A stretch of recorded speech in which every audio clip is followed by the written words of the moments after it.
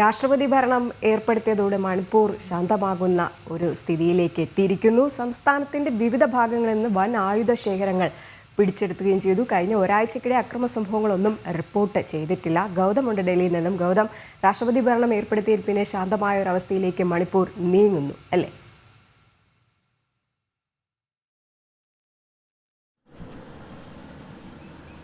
രജനി, ഈ ഒരു ലക്ഷ്യത്തോടു കൂടിയാണ് മണിപ്പൂരിൽ രാഷ്ട്രപതി ഭരണം ഏർപ്പെടുത്താൻ കേന്ദ്ര സർക്കാർ തീരുമാനിച്ചത്. കഴിഞ്ഞ 1.5 വർഷക്കാലമായി മണിപ്പൂർ അശാന്തമാണ്.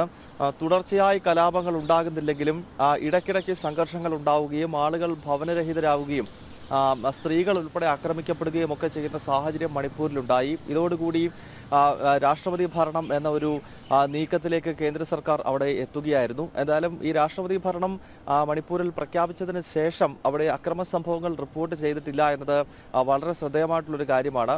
സമാധാനം ഏതാണ്ട് പുനഃസ്ഥാപിക്കാൻ വേണ്ട എല്ലാ നീക്കങ്ങളും സുരക്ഷാ സേനയുടെ ഭാഗത്ത് നിന്ന് ഉണ്ടായി കഴിഞ്ഞിരിക്കുന്നു. കഴിഞ്ഞ 2 ദിവസമായി സംസ്ഥാനത്തിന്റെ വിവിധ ഭാഗങ്ങളിൽ നിന്നും വൻ ആയുധ ശേഖരങ്ങൾ പിടികൂടിയിട്ടുണ്ട്. അത് കുക്കി വിഭാഗത്തിന്റെ കേന്ദ്രങ്ങളിൽ നിന്നും അതോടൊപ്പം തന്നെ മെയ്തി വിഭാഗത്തിന്റെ കേന്ദ്രങ്ങളിൽ നിന്നുമാണ് ഇത്തരം ആയുധങ്ങൾ സുരക്ഷാ സേന പിടിച്ചെടുത്തിരിക്കുന്നത്. മണിപ്പൂരിനെ സംബന്ധിച്ച് ഇതാദ്യമായിട്ടല്ല അവിടെ രാഷ്ട്രപതി ഭരണം ഏർപ്പെടുത്തുന്നത്. മുൻപ് കോൺഗ്രസ് സർക്കാരിന്റെ കാലത്ത് മാസങ്ങളും വർഷങ്ങളും നീണ്ടുനിന്ന വിഘടനവാദ പ്രവർത്തനങ്ങൾ നമുക്കറിയാം.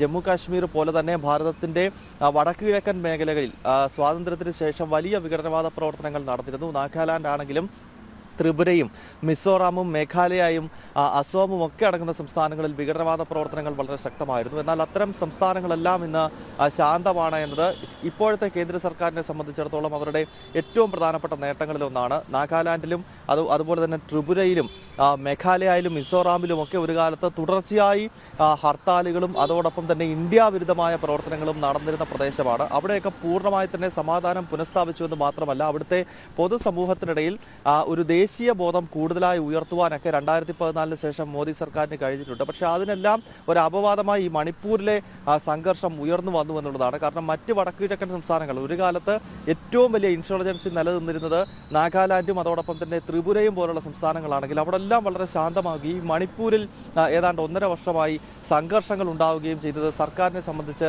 വലിയൊരു പ്രതിസന്ധിയായിരുന്നു. ഈ സാഹചര്യത്തിലാണ് അവിടെ രാഷ്ട്രപതി ഭരണം ഏർപ്പെടുത്തിക്കൊണ്ട് സമാധാനം പുനഃസ്ഥാപിക്കാനുള്ള നീക്കം സർക്കാരിന്റെ ഭാഗത്ത് നിന്നും ഇപ്പോൾ ആരംഭിച്ചിരിക്കുന്നത്.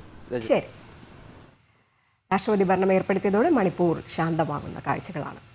ഗൗതമാണ് വിശദാംശങ്ങൾ പങ്കുവച്ചത്.